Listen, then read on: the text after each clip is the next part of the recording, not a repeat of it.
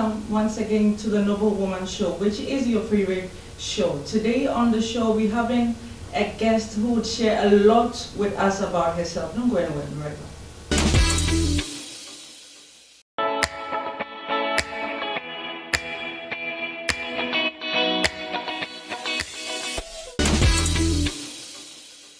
Welcome back from the break. This is still the Noble Woman Show. My name is Gabriela. The show is proudly brought to you by Rhine Travels and Rhine Car Rentals. If you want a car to rent for any occasion, you can contact Rhine Car Rentals on 0264-623-091. Today on the show, we're talking to my darling girl, my baby girl, who is doing well for herself. She's making a lot of impact with what she does, and she's so passionate about what she does. Today we're talking to Cassandra. Hello. How are you? I'm fine. Welcome to the show. Thank you very much for having me. It's a pleasure. Yeah, I've been looking for you for a while. So I know. I got you. You know, it's a small world. God has a way of connecting people. Yeah. Cassandra, tell us a little bit about yourself. Something brief about yourself. Okay, my Cassandra is my stage name. My real name is Sandra Petit. That's what my mom and dad gave to me. I grew up in a home of, we were four. My mom was a single mom because my dad passed away at a very young age. I think growing up, beginning it was fun. We had, my granddad was High Commissioner from Ghana to the UK. So by then, life was not so bad. And so we knew luxury, we knew what it meant to have video games, have toys, have bicycles. And you know, you kind of think that is it, that is their life. Until dad passed away and you know, things happened. The next thing, you're moving from a 4-bedroom house and you're in an uncompleted building, you're thinking, no, you're joking, mommy, you're joking with us, right? You're joking. No, and it is the reality. So life hadn't been easy from then, but God has been good. The one thing that stood out in our lives was my mom, right from when my dad passed on, became born again and led us all to Christ. So I grew up in a strong Christian home with strong Christian values. And I'm a mother now. And my son is 11 years old. And right now, I was telling a friend of mine that I'm living my best life. Best life in the sense that I understand God more. I understand spirituality more. It's not what mom told me. But hold on. At what age did your father die? My dad passed on when I think I was 5 years old. Okay. My dad, so very young age, yeah. But I can tell you that was when things started going down. Yeah, so I'm excited about my spirituality now, and career-wise, I thank God. And so yeah, that's all in a nutshell. That's me. You're a marketer, right? Yes, I am. I'll call myself a sales and marketing strategist. Okay. Yes. You see, usually when we are kids, would say that I want to be a doctor. I wanted to be a pilot, but I ended up studying marine engineering. And I've thrown it somewhere and passed it. Yes. Okay. So we all say, I want to be this, I want to be that.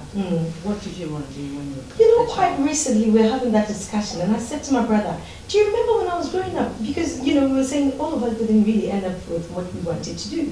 But I kind of, in a way, I was a child who wanted to be an accountant, but some way, somehow, I wanted to have money. I didn't know what, but all I knew was that I love money, and I wanted to be known for my money. So I always wanted to be a businesswoman, and I think from that perspective, I have lived the dream, or I am living the dream of being a businesswoman. Tell us about one challenging moment in your life that you've not told anyone. Challenging moment? Whoa, you just caught me off guard. Challenging moment that I've not told anyone. Whoa. So are you trying to say you've gone through a smooth path in life, you never had any challenge? No, I've had challenges, a lot of them, but everybody knows. Okay, like okay. I'm so loud about it. Okay. So the part that I've just told share with us what you want to share with us. Okay, Um, okay. You know, I went to SA to launch my album. First of all, I've had a lot of, low moments in my life. The first one will be me recording an album, and it was my first album. And when people were in the university having fun, I was, busy chasing my music. I'm a singer. So I pursued my music, came out with an album, and on the day of the launch, my pastor decided not to launch the album. That was one hurtful moment.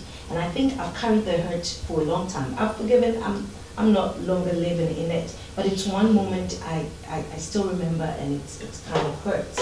Because I didn't understand what was going on, because I wasn't told prior to the launch day.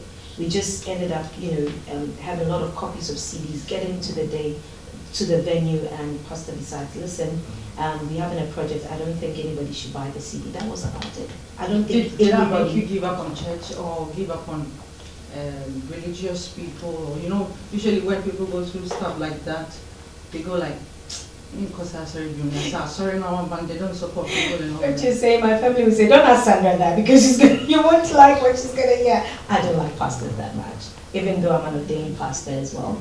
I don't like pastors for that one reason, and it's not that one reason.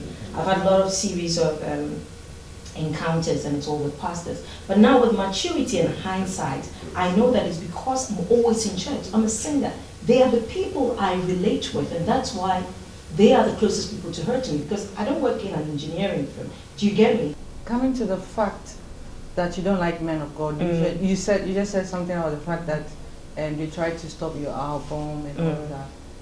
Usually, when a man of God wants to make advances and all of that, they try so many ways to get you. Did you encounter such incidents? I ended up marrying a pastor and divorced him, and it's so I've got a lot of encounters with pastors. But like I said, did you have any sexual encounter with a pastor? That's what I want to ask. Yeah, I married one, so it's a sexual encounter. Besides that one, like Besides somebody that one. trying to make a sexual advance. No, I don't think I have. Yeah, maybe now I do have them hitting on me, but not to force me. I mean, I'm an adult, so it's upon me to agree or not. Okay. So I think, yeah, from that perspective. What inspires you? What inspires me? You know what, other people's stories inspire me a lot. I think my whole life, what has kept me going is hearing other people's story. And when I say other people's story, I mean the African story. I love to hear African women, I love to hear African men, African children, and I think we've got phenomenal stories to tell and our journeys. So for me, the inspiration of someone else's story is what keeps me going.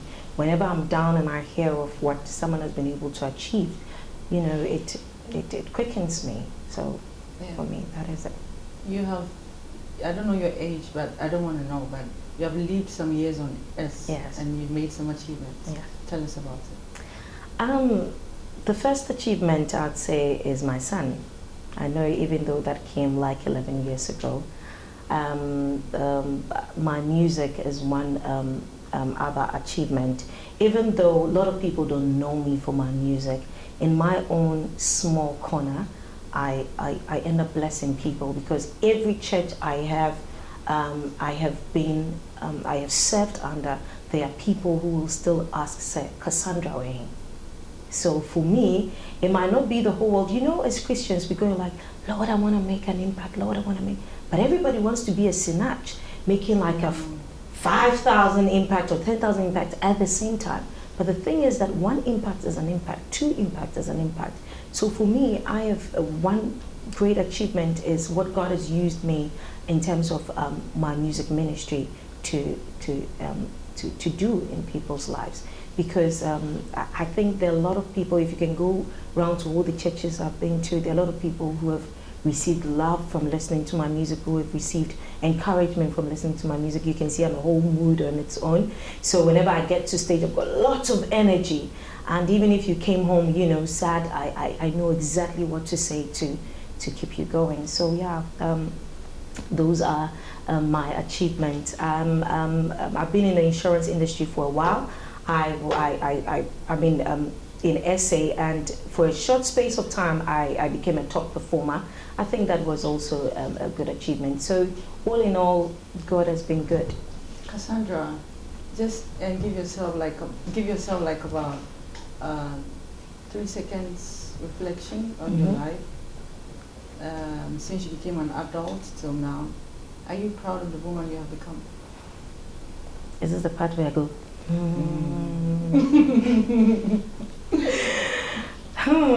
Am I proud of the woman I've become?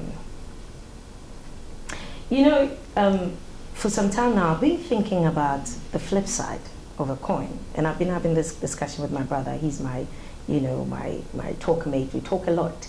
So, and we've been talking about, sometimes you have everything, but we end up looking at what we don't have, yet you have everything. You end up thinking about what you don't have.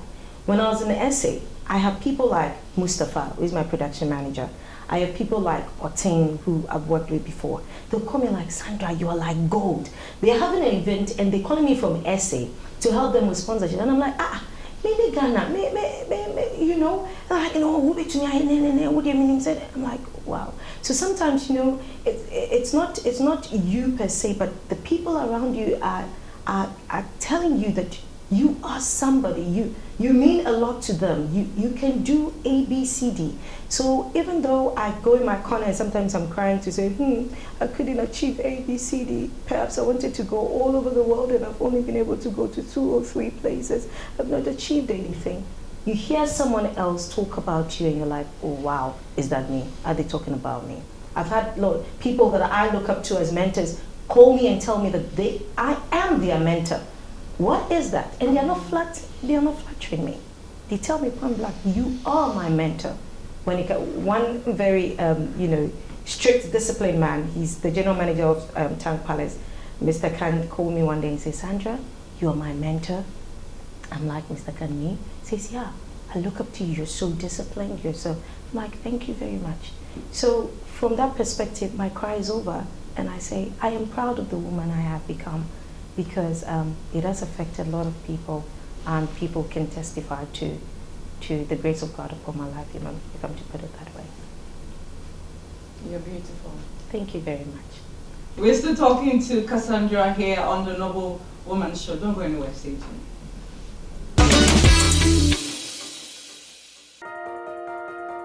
Are you planning a trip, or you're going for a holiday with a lot of destinations all over the world?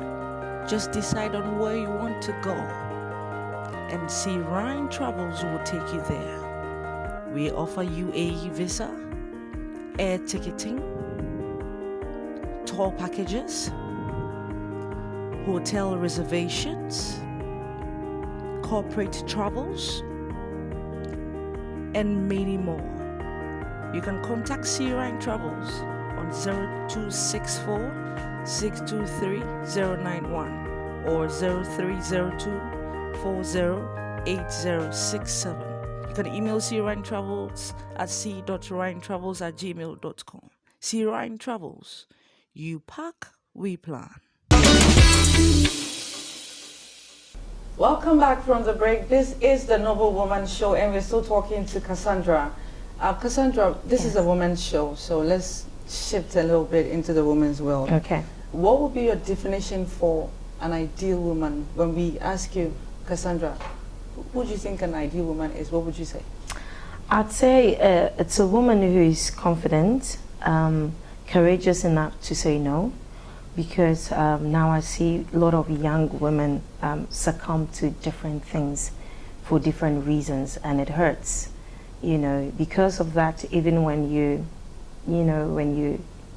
doing business with African men in our part of the world, they assuming that you also, it can't be professional. It has to be something else, and I think it's something they are used to, and that's why I think an ideal woman is a woman who is confident enough, courageous enough to choose exactly what they want without having to to drop their standards for certain things or because of certain reasons.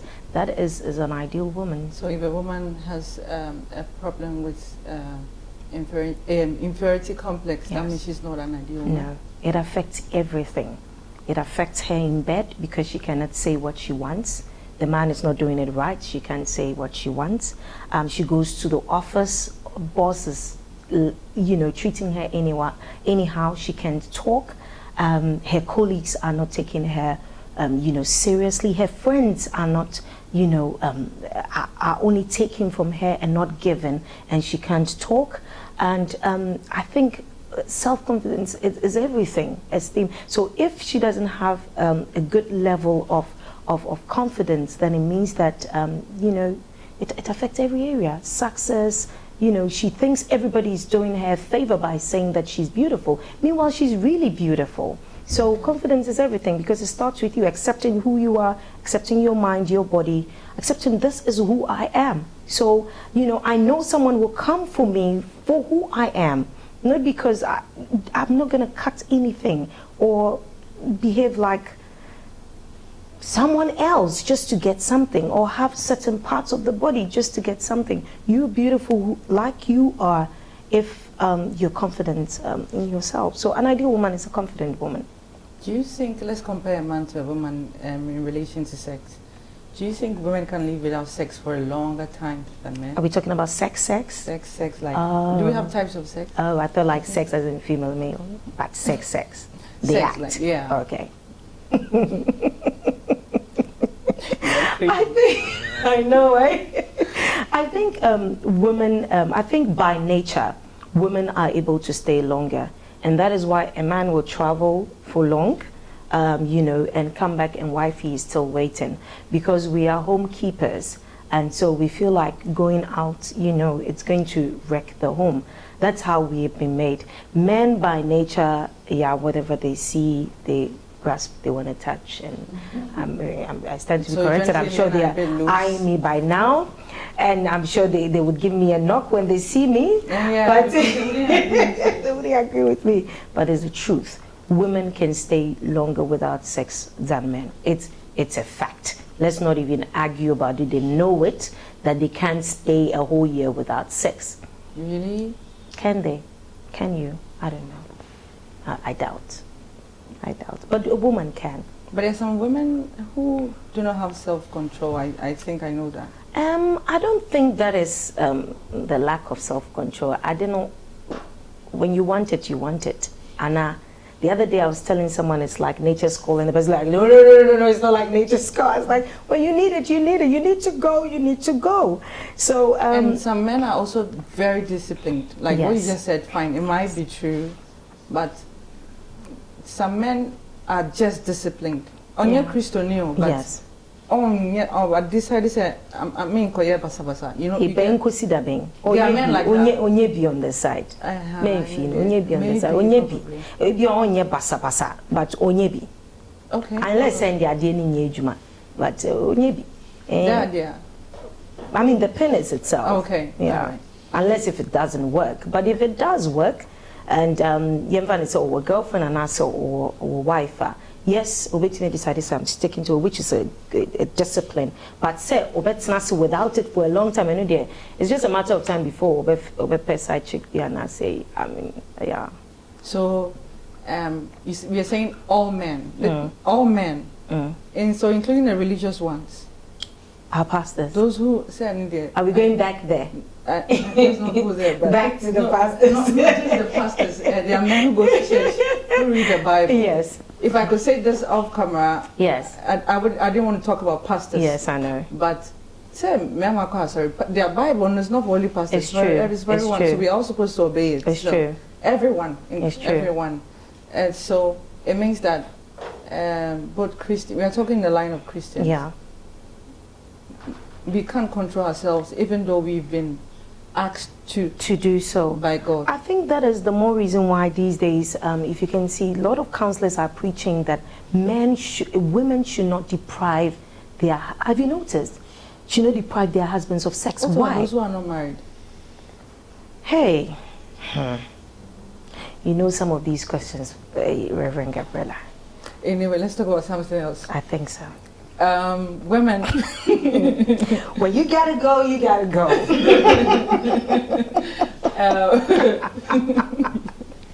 Women in leadership Yes. positions. Now you can see women taking up leadership roles all over the world, especially women in the diaspora. Do you think the African woman the African woman is trying her best now to push further? I think so. In the past, we've been seen as weaklings. In the past, we are only left to beg or having to ask for whatever we need, and we've seen how that ended. Whenever the man is tired, then you leave with absolutely nothing.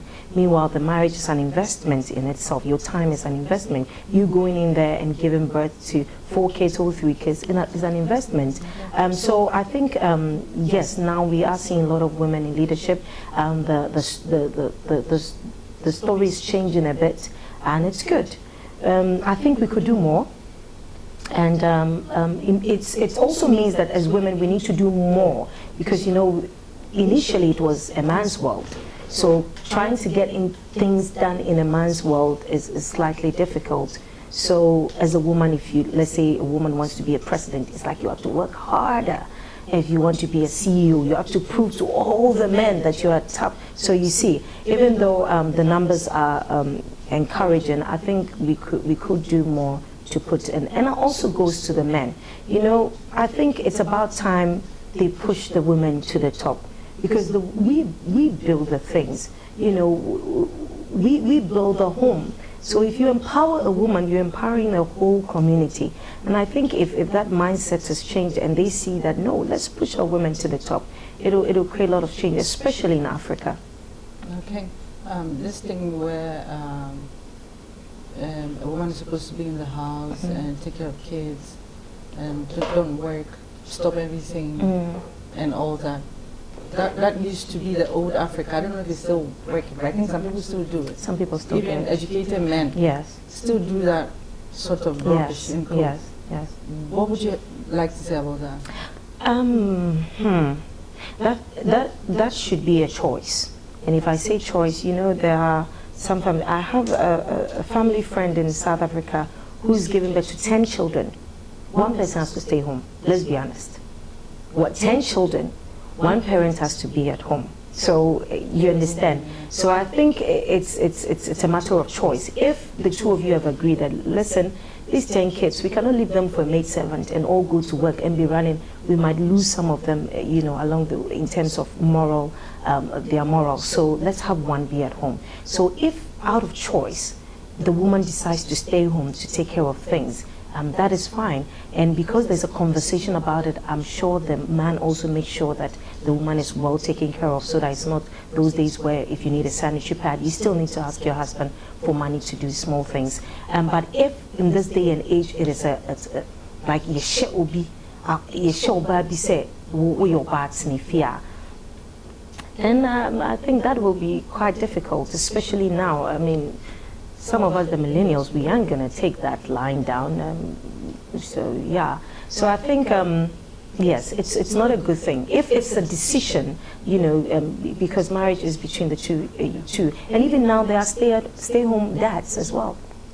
I didn't know about Oh, there are stay-home dads. Yes, there are stay-home dads. So if between the man and the woman, it be a obani sikane doso, and obano was stable a year, then he stays at home and he takes care of the kids. I think it's more in other parts of Africa or other parts of the world. But I think, yes, if it's a decision between the two people, I think it's okay. But if someone is being forced to be a stay-home mom and take care of the kids because your place is the kitchen, and that one, you wouldn't bring the best out of your wife. And you're just going to have a sad face every time you walk in, But if she's doing it out of her will, by the time you get home, she's all pinned up, makeup, waiting for hubby. You understand? So that one is quite different. Okay, let's talk about divorce. I think maybe that's going to be the last thing we talk about. There are a lot of women who are in marriages and they are going through a lot. they want to leave, but they're scared of what people will say. And they're scared of the fact that people will talk about them. And their husbands will not let them leave because but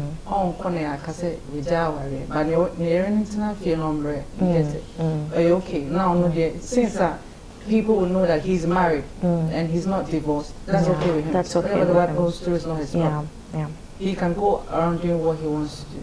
Such a woman is going through a lot. She wants to leave, but she doesn't have that courage to say, no, I can't take this anymore. What would you tell such a woman?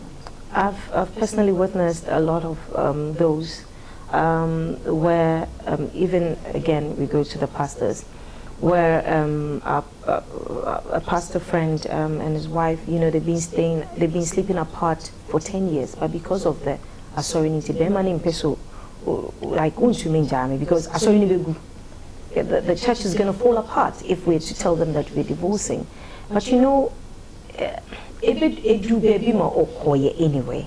So if you are in a bad relationship, you need to weigh it yourself. I always say that you are the only one who knows how much it hurts. If anybody comes and tells you what to do, it means, first of all, you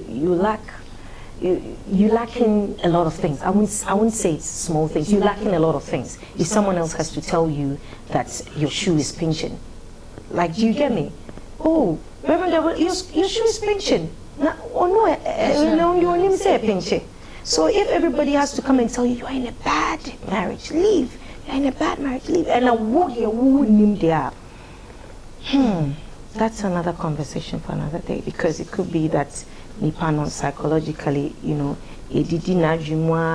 she's worthless, and it's also there. So it could be a mental thing, maybe at the moment, or in a mental state where she's so being general. So I think from that perspective, then you can have some friends or family members who actually go and say, listen, it's about time, and actually draw that person out of that. But if you're mentally sound and you're in a relationship where it's pinching and you still want to be in it because of some pastor or because of some congregation members who do not care about you. Do you think it's even worth it? I don't think it's even worth it. I don't think it's worth it. Okay, because what's really going to make home. Do you get it? Sometimes you just have to be realistic. Yes. It's not about church Christian stuff. Yes.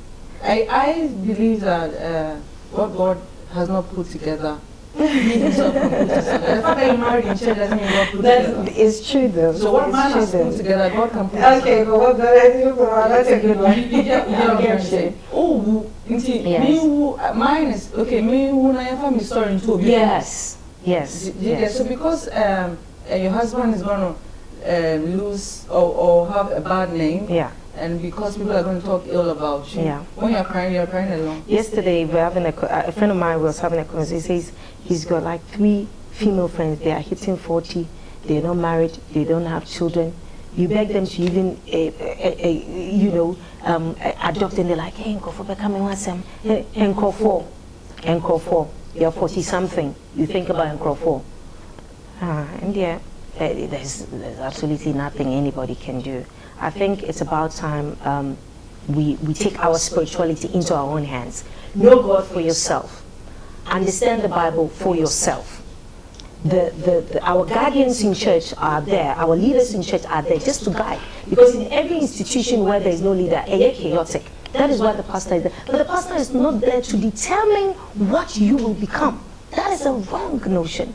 And until we begin to have that, that shift of mind, we will become slaves to them. And that is not what God wants us to do. Be independent. The person is a leader, he's leading the flock. But on your ability, tell me, sorry, who you marry, where you should stay, where you shouldn't stay. The person doesn't sleep in the room with you where it's pinching. The person is not there when you're being beaten. And you listen to that person to either stay or leave. Doesn't make sense, does it? Yeah. Doesn't make sense. So, unless we change, our mindsets, know God for yourself, period. Yeah. Know God for yourself. Whatever you're doing, know it from your perspective, not from what someone else has told you. But what you've also, obi tufwa. Even now they say prophecy kayamawa. And you know, we get into that place where it's not just a chala wabeka say, hey, nyamesi say, intine say. No, because especially in Ghana, we've had a lot of those. We're now tired. Cassandra. Yes. Won't be your last person. Thank you for coming. You've got a lovely dress. I'm honored, and like I said, God has a way of connecting people. The way and manner in which God connected us is amazing, and you know, here we are doing this. But to everybody watching me, I say that I've been talking a lot about confidence these days, and I still stand by it. Confidence is everything. When you know yourself, nobody can come and tell you who you are, because by the time the person is finishing, you'll be like, no, I'm not that person. I know myself. I can't do this. I can do this. That's very important. Yeah. Thank you so much for coming to the show. Thank you for having me.